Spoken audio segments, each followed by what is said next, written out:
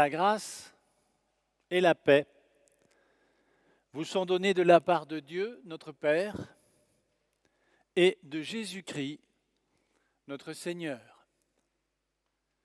Soyez les bienvenus ce matin dans ce temple où nous sommes à nouveau rassemblés pour nous présenter à Dieu, pour faire monter à lui nos chants, nos prières et écouter la parole qu'il nous adresse à travers l'Évangile. Nous invoquerons sa présence avec le psalmiste. Dieu, je te célèbre de tout mon cœur. Je chante tes louanges et je me prosterne dans ton saint temple. Le jour où je t'ai invoqué, tu m'as exaucé, tu m'as rassuré, tu as fortifié mon âme. Quand je marche au milieu de la détresse, c'est toi qui me rends la vie. Tu étends ta main sur la colère de mes ennemis. Ta droite me sauve. L'Éternel agit en ma faveur. Sa bonté dure toujours. Il n'abandonne jamais l'œuvre de ses mains. Et je vous invite, pour entrer dans ce culte, à chanter ce psaume. Nous le chanterons au numéro 68, les strophes 1 et 3.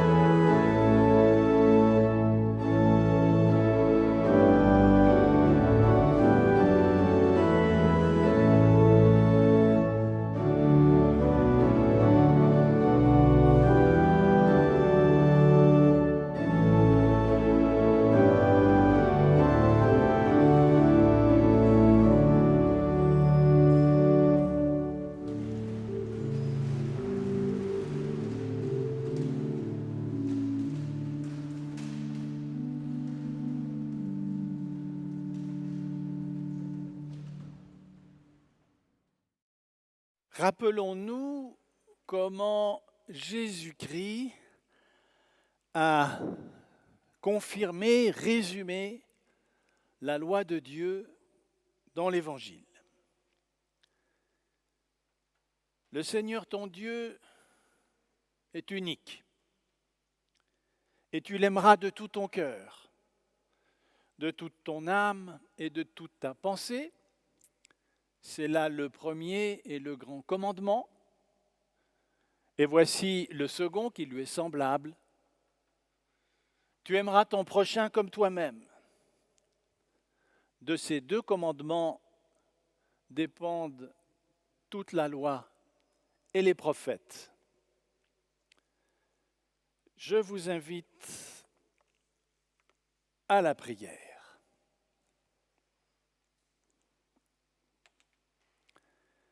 Dieu de Jésus-Christ, ô notre Dieu, tu es le Dieu vivant et tu es la source de toute vie. Tu es proche de nous. Tu fais toutes choses nouvelles dans notre vie et dans le monde. Tu viens nous rencontrer. Et c'est pour cela que nous sommes maintenant rassemblés ce matin. Mais tu le sais, nous sommes oublieux, fragiles, facilement déroutés. Et nous perdons très vite ce lien avec toi.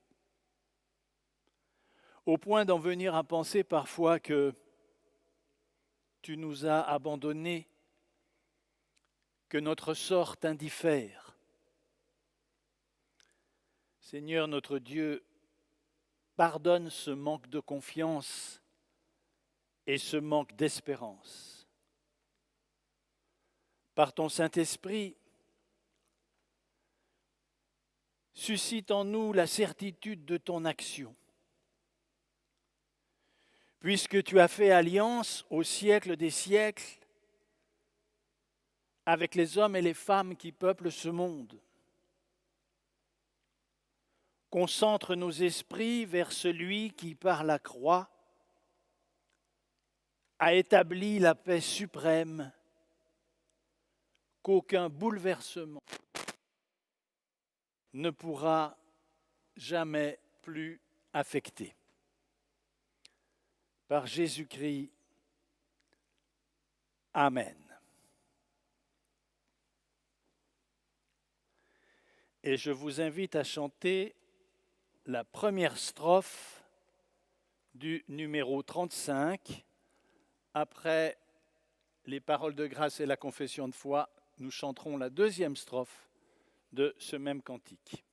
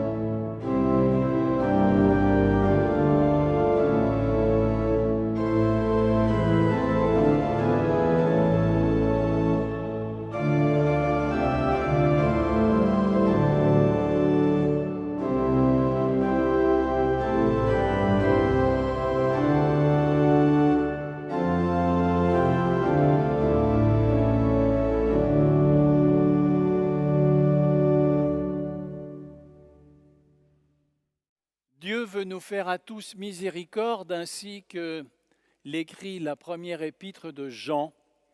Si ton cœur te condamne, n'oublie pas que Dieu est plus grand que ton cœur et qu'il sait tout. Je vous invite à vous associer à cette confession de foi. Je crois en Dieu, dont les appels répétés retentissent à travers les siècles. À plusieurs reprises, de diverses manières, il se fait connaître. Je crois en Jésus-Christ. Sa parole est la voix du Père, et le don de sa vie sur la croix nous révèle et nous rend participants de la vie qui ne passe pas. Je crois en l'Esprit Saint qui rassemble et ressuscite. Il anime notre être, il inspire nos actes et il annonce obstinément le monde à venir. Amen.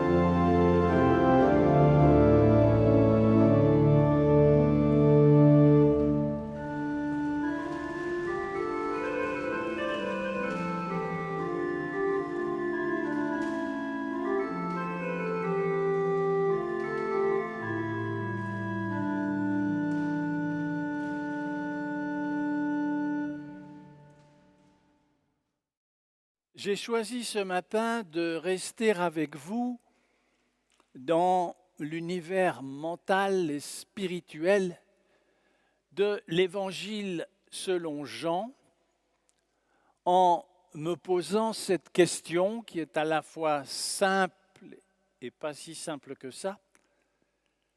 Pourquoi la foi est-elle inégalement répartie ? Pourquoi certains croient et d'autres non ? C'est une des grandes interrogations qui traversent l'évangile de Jean. Évangile selon Jean, chapitre 1, prologue. Au commencement était la parole, et la parole était avec Dieu, et la parole était Dieu. Elle était au commencement avec Dieu. Toutes choses ont été faites par elle, et rien de ce qui a été fait n'a été fait sans elle. En elle était la vie, et la vie était la lumière des hommes. La lumière brille dans les ténèbres, mais les ténèbres ne l'ont point reçue. Il y eut un homme envoyé de Dieu, son nom était Jean. Il vint pour servir de témoin, pour rendre témoignage à la lumière, afin que tous croient par lui. Il n'était pas la lumière, mais il parut pour rendre témoignage à la lumière. Cette lumière était la véritable lumière, qui en venant dans le monde éclaire tous les hommes. Elle était dans le monde a été fait par elle, mais le monde ne l'a pas connue. Elle est venue chez les siens, mais les siens ne l'ont pas connue. Et puis, à ce début du prologue, j'aimerais ajouter ces versets qui se trouvent dans le chapitre 12 du même évangile. Jésus leur dit: « La lumière est encore un peu de temps au milieu de vous.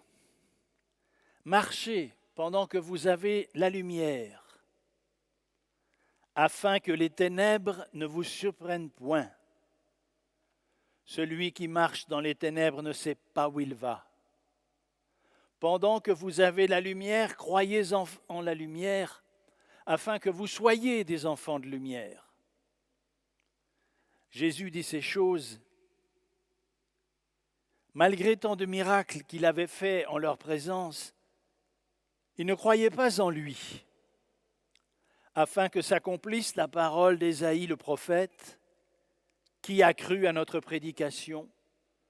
À qui le bras du Seigneur a-t-il été révélé ? » Aussi ne pouvaient-ils croire, parce qu'Ésaïe dit encore: « Il a aveuglé leurs yeux, il a endurci leur cœur, de peur qu'ils ne voient point, qu'ils ne comprennent point du cœur, qu'ils ne se convertissent point et que je ne les guérisse. » Ésaïe dit ces choses lorsqu'il vit sa gloire et qu'il parla de lui.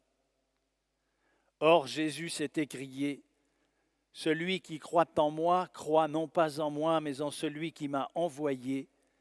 Et celui qui me voit, voit celui qui m'a envoyé. Je suis venu comme une lumière dans le monde, afin que quiconque croit ne demeure pas dans les ténèbres. Si quelqu'un entend ma parole et ne la garde point, ce n'est pas moi qui le juge. Je ne suis pas venu pour juger le monde, mais pour le sauver. » Et nous prions. Dieu de Jésus-Christ, notre Dieu et notre Père, nous te prions pour que, par l'œuvre secrète de ton Esprit, tu éclaires nos cœurs, tu ouvres nos intelligences à la compréhension de ta parole, et que, à travers ces textes et leur méditation, tu adresses à chacune et chacun le message que tu veux leur adresser, ici, dans cette assemblée. Nous t'en prions au nom de celui qui est vivant au siècle des siècles. Amen. Je vous invite à nouveau à chanter, nous chanterons au numéro 370. 370. Et nous chanterons ce chant en entier.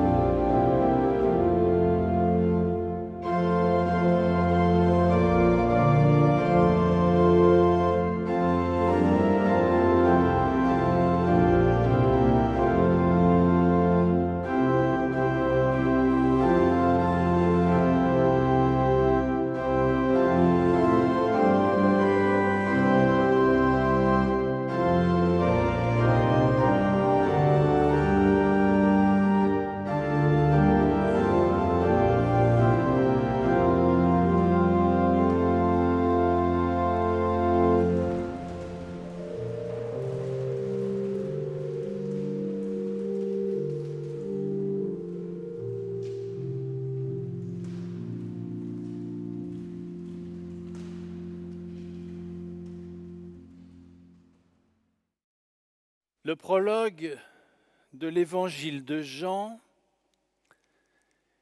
est une sorte de poème qui marque de façon dramatique l'opposition entre ceux qui croient en Jésus-Christ et ceux qui n'y croient pas.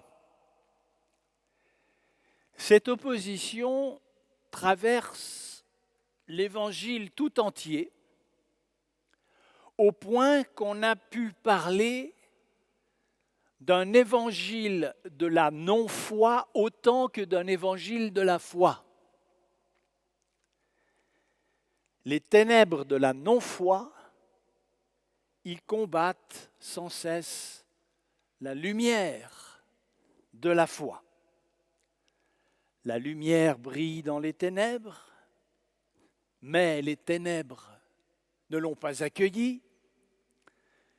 Cette frontière, taillée en quelque sorte à la hache par l'évangéliste, elle est maintenue en permanence.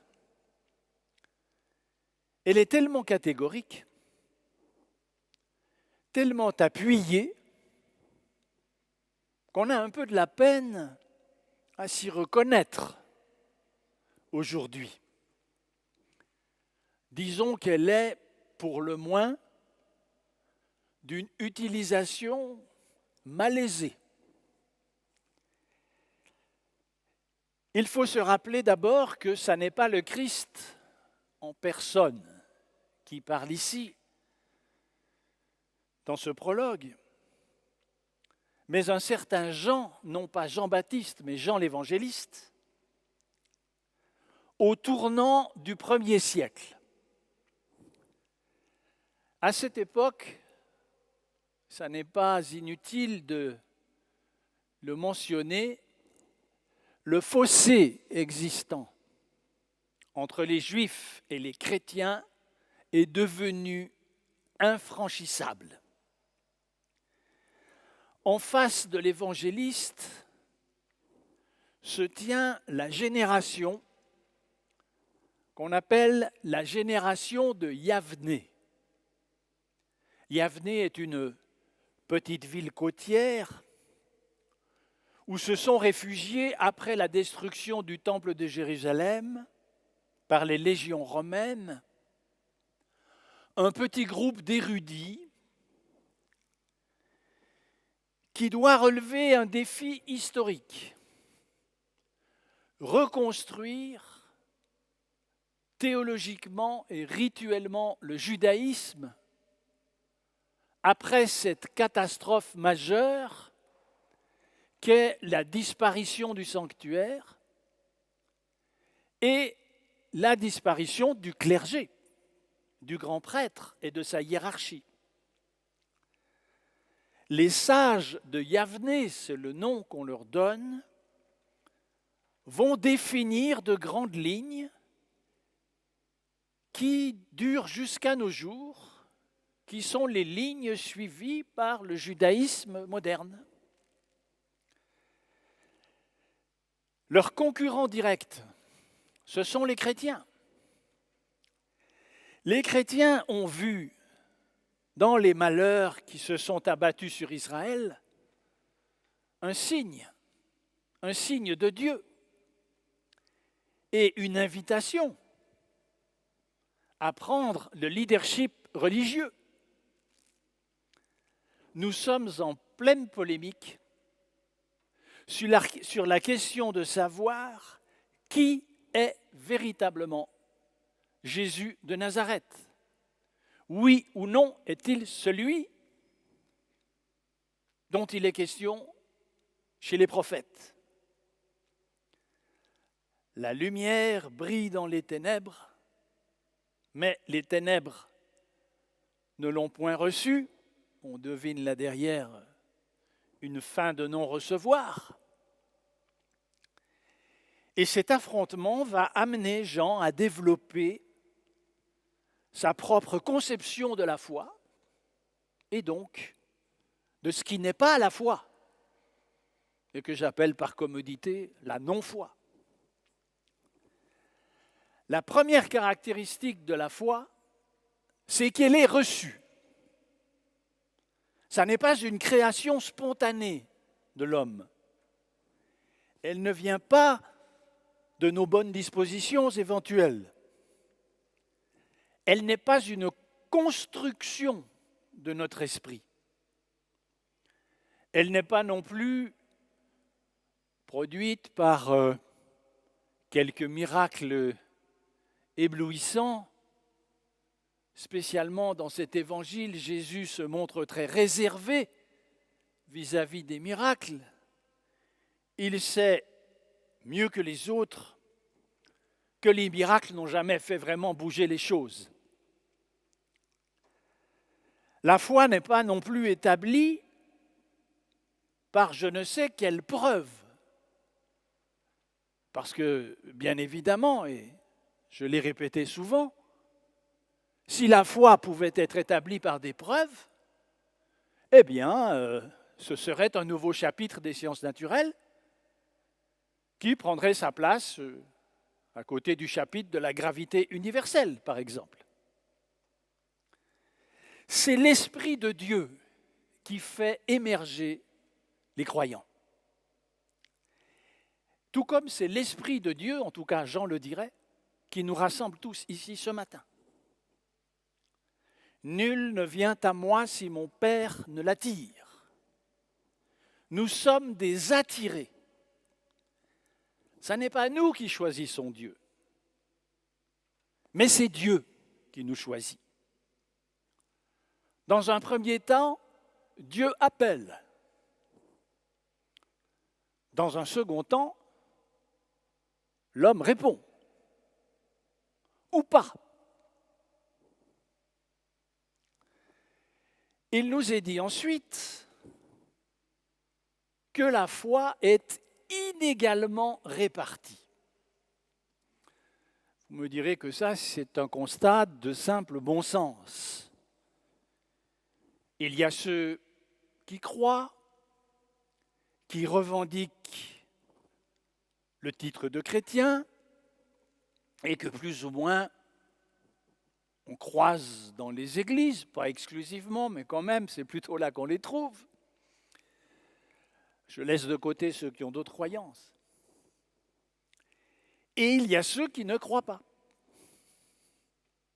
Ce sont les indifférents, ceux qui ne voient pas l'intérêt de ce genre de sujet. Ce sont les moqueurs, il y en a, qui estiment que la foi, c'est un enfantillage, quelque chose qui est bon pour des gens pas très modernes, un peu attardés. Ou encore, plus virulents, les dénigreurs, les déconstructeurs, qui accusent la foi d'être responsable de tous les malheurs du monde au cours de l'histoire, et dont rien n'est plus urgent que de se défaire à tout prix.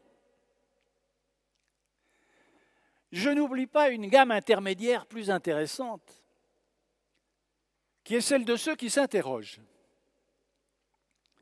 et qui peut-être déjà, par cette simple interrogation, sont saisis par l'appel de Dieu.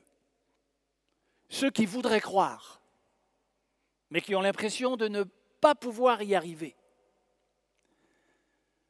Dostoïevski, l'écrivain russe, pensait qu'un athée sincère, exigeant, pouvait être plus proche du vrai Dieu qu'un religieux attaché simplement à des croyances apprises.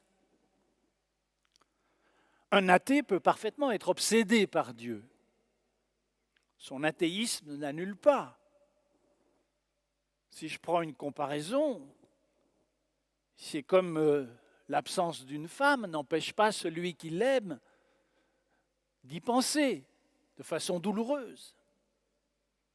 Un incroyant revendiqué peut très bien se trouver plus près du Dieu vivant qu'on ne le pense. Qui sait ce qui se tient dans le fort intérieur, en germe? Personne. Seul Dieu le sait. Et puis, il faut compter avec le temps. Sur la durée d'une vie, beaucoup d'événements spirituels peuvent se passer. Des tournants peuvent être pris, de nouvelles attitudes. On ne doit pas fermer la porte. Mais néanmoins, tout se passe en effet comme si la foi était donnée à certains, que c'était plus difficile pour d'autres et qu'elle n'était pas donnée au reste. Ou alors, peut-être que certains acceptent le don de Dieu et d'autres non, mais c'est une autre manière de dire la même chose. Alors que signifie cette inégalité? C'est quand même troublant, cela. Plusieurs ont parlé, au cours de la longue histoire de la pensée chrétienne, de la prédestination. Je précise tout de suite que l'Évangile ne connaît pas ce mot. La prédestination signifie que Dieu aurait choisi de toute éternité ceux qui entreront dans la vie éternelle. Et la marque de ce choix, c'est la foi. Et vous le savez, il est impossible de ne pas y faire allusion ici même. Jean Calvin, si j'ose dire, a remis une pièce dans la machine en imaginant que la prédestination pouvait être double. C'est-à-dire que non seulement Dieu a choisi de toute éternité ceux qui entreront dans la vie éternelle, mais il a choisi aussi de toute éternité ceux qui ne rentreront pas. et qui sont donc en quelque sorte rejetés. Alors, je ne veux pas entrer dans le détail qui nous entraînerait trop loin, mais peut-être juste signaler quand même que cette théorie de Calvin s'explique beaucoup par les très violentes polémiques dans lesquelles il était engagé dans son siècle. Un peu comme Jean dans le sien. En fait, le mot de prédestination, on ne devrait pas l'utiliser. Il est plein de pièges. Le premier piège, c'est le piège du dualisme. C'est-à-dire que si on pense comme ça, on voit le monde comme un damier, pour jouer aux échecs ou aux dames, des carrés en noir et blanc, les carrés de malédiction, les carrés de bénédiction, et puis les gens sont dans leur carré sans pouvoir en sortir, et en plus, ça transforme l'Église en une espèce de citadelle assiégée par les incroyants. C'est pas très éclairant. Et l'autre piège, c'est celui du labyrinthe. Parce que celui qui défend la prédestination, il doit nous expliquer pourquoi Dieu est juste, alors que de façon si manifeste, il ne l'est pas, puisqu'il n'est pas égalitaire. Et là, il n'y a aucun moyen de s'en sortir. On se perd à coup sûr. En fait, la prédestination, c'est un peu un mot valise qu'on a utilisé pour essayer de parler de la stratégie de Dieu dans ce monde. Pour dire que finalement, si Dieu donne la foi à certains et pas à d'autres, c'est parce qu'il a ses raisons. C'est sa manière à lui de faire avancer son règne. Raison pourquoi je voudrais montrer les choses d'une manière qui soit plus conforme au texte de l'évangile de Jean. Et je vais les prendre d'un autre bout, à partir du but de la foi tel que Jean le définit. Car la foi a un but, ça sert à quelque chose. Et ça sert notamment, d'abord, à nous faire entrer dans la vie éternelle. Celui qui croit en moi vivra quand bien même il serait mort. C'est ce qu'il dit, c'est ce que Jésus dit au moment où il va voir son ami Lazare mort. Celui qui croit en moi vivra quand bien même il serait mort. Donc la foi nous fait entrer dans cette vie surnaturelle. Et puis, car ce but est double, c'est aussi pour travailler aux œuvres de la vie éternelle. Entrer dans la vie éternelle et y travailler. Qu'est-ce que ça veut dire? Entrer dans la vie éternelle. Sur le plan personnel, la foi nous fait entrer dans la vie qui est plus que la vie. Dans la vie qui est plus que cette vie-ci que nous vivons ici-bas, dans ce monde. Mais dans une vie plus large, qui n'est pas soumise aux mêmes déterminations. Et cela, quand bien même, nous ne le sentons pas toujours. Pour Jean, c'est clair, les croyants, déjà maintenant, vivent sur ces deux plans de la vie. Et pour l'illustrer, j'emprunte cela au théologien indien Raymond Panikkar, une image qui m'a toujours beaucoup frappé. Il dit ceci: dans cette existence, nous sommes comparables à des gouttes d'eau. Qu'advient-il de la goutte d'eau lorsque je meurs? Qu'est-ce qui disparaît? Est-ce que c'est la goutte d'eau ou est-ce que c'est l'eau de la goutte? La goutte d'eau, c'est quoi? Elle représente ma biographie, mon histoire personnelle, mes combats, mes victoires, mes échecs, mes bonheurs, mes misères, tout ça. mais en profondeur. Je ne suis pas que cela. En profondeur, je suis eau. Et qu'advient-il de l'eau quand je cesse d'être une goutte, c'est-à-dire quand je meurs?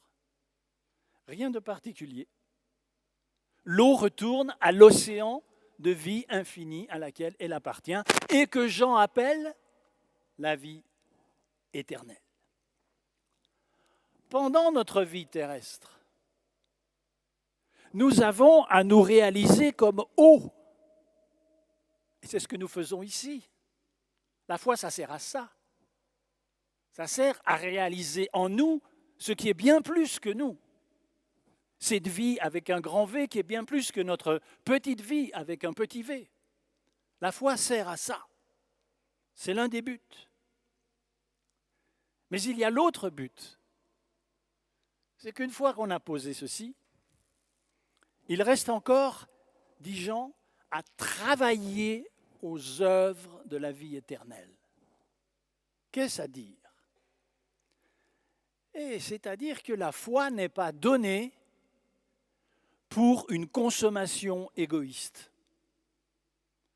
pour une pure contemplation personnelle. D'une certaine façon, la foi ne s'arrête pas à moi. Et d'ailleurs, nous le savons. La foi que nous avons reçue, nous l'avons reçue par des gens, par d'autres qui nous l'ont transmise. Du coup, on n'est jamais choisi pour soi-même seulement, mais aussi pour les autres. C'est là qu'il s'agit de travailler. Travailler aux œuvres de la vie éternelle, ça crée une responsabilité. La responsabilité d'être des points de repère, des points de lumière dans ce monde en changement constant. C'est par ces points de repère que l'appel de Dieu transite vers d'autres personnes, c'est-à-dire c'est par vous et moi que ça transite. Encore une fois, il faut se poser la question, pourquoi et à quel moment sommes-nous devenus chrétiens et par quels intermédiaires? Il y a toujours eu des intermédiaires. Parce que la foi n'est pas seulement personnelle, mais qu'elle est également transpersonnelle. Même si nous ne contrôlons pas, évidemment, cette transmission, on ne peut pas décider, on sait bien. Parfois, ça se transmet, parfois pas. On le sait en particulier avec les jeunes générations et dans les familles. Les grands problèmes aujourd'hui, c'est ça. C'est une transmission qui se fait très difficilement avec les jeunes, mais vous m'objecterez que ma remarque est valable dans bien d'autres domaines. Ce phénomène-là, il porte un nom. On l'appelle la communion des saints. Et nous la récitons dans le symbole des apôtres. Nous croyons en la communion des saints, c'est-à-dire nous croyons dans la contagion de la vie éternelle à travers l'espace et à travers le temps. Cette contagion, cette communion, nous y participons pleinement. Il y a une belle légende orthodoxe russe qui raconte qu'un être humain connaît 3 naissances successives. La première, c'est dans le sein de sa mère. La seconde, c'est durant les X années de son parcours terrestre. Et la troisième, c'est sa naissance en Dieu dans la vie éternelle après la mort. Alors, que se passe-t-il pour ceux qui ne connaissent pas la troisième naissance? C'est une grave question. En vérité, nous ne savons pas ce que Dieu réserve à la non-foi. Peut-être qu'il ne réserve rien de particulier. À aucun endroit, Jean ne parle de représailles, de punition, d'enfer ou de je ne sais quel fantasme de damnation. Nulle part, pas un mot. Il dit simplement, la non-foi se juge elle-même. C'est tout ce qu'il dit. La non-foi se juge elle-même. Comment comprendre cette affirmation? Eh bien, peut-être que la non-foi se juge comme une espérance déçue. Quelqu'un qui ne parvient pas à la foi, c'est une espérance déçue. Peut-être qu'elle se définit comme simplement le fait d'être passé à côté d'une dimension essentielle de l'existence. Et puis c'est tout. En tout cas, ça ne doit pas être un motif d'inquiétude pour nous. Pour ce qui nous concerne, prenons bien soin d'entretenir cette petite flamme que nous avons reçue parce qu'elle ne nous appartient pas. Amen.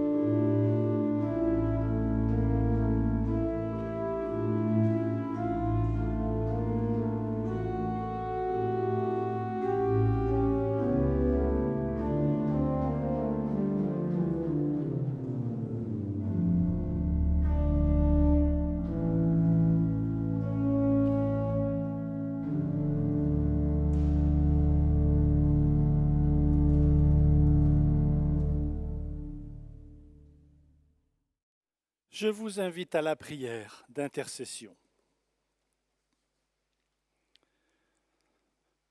Dieu de Jésus-Christ, notre Dieu et notre Père,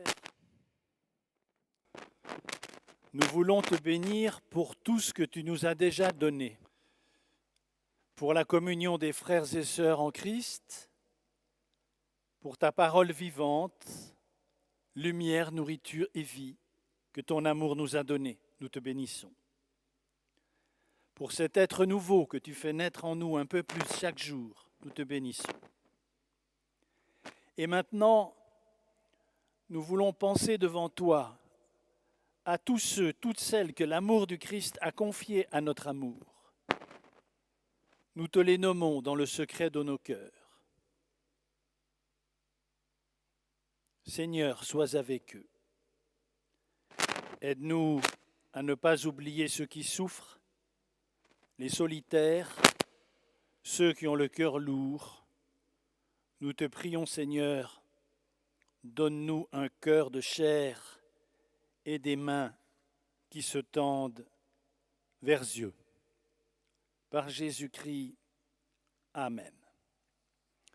Je vous invite à présent à chanter au numéro 359. Nous chanterons ce cantique en entier. Pendant le chant, votre offrande sera recueillie. Soyez d'avance remerciés de votre don qui permet à cette paroisse de poursuivre sa mission dans cette vieille ville de Genève.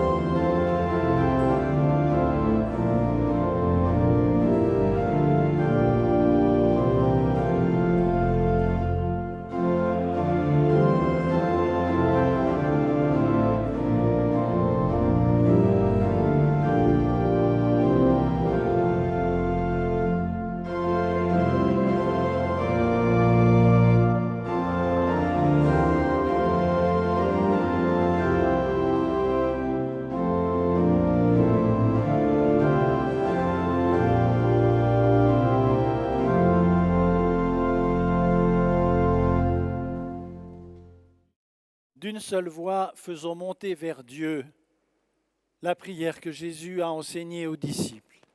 Notre Père, qui es aux cieux, que ton nom soit sanctifié, que ton règne vienne, que ta volonté soit faite sur la terre comme au ciel. Donne-nous aujourd'hui notre pain de ce jour. Pardonne-nous nos offenses, comme nous pardonnons aussi à ceux qui nous ont offensés. Et ne nous soumets pas à la tentation, mais délivre-nous du mal, car c'est à toi qu'appartiennent le règne, la puissance et la gloire au siècle des siècles. Amen. Recevez de la part de Dieu sa bénédiction.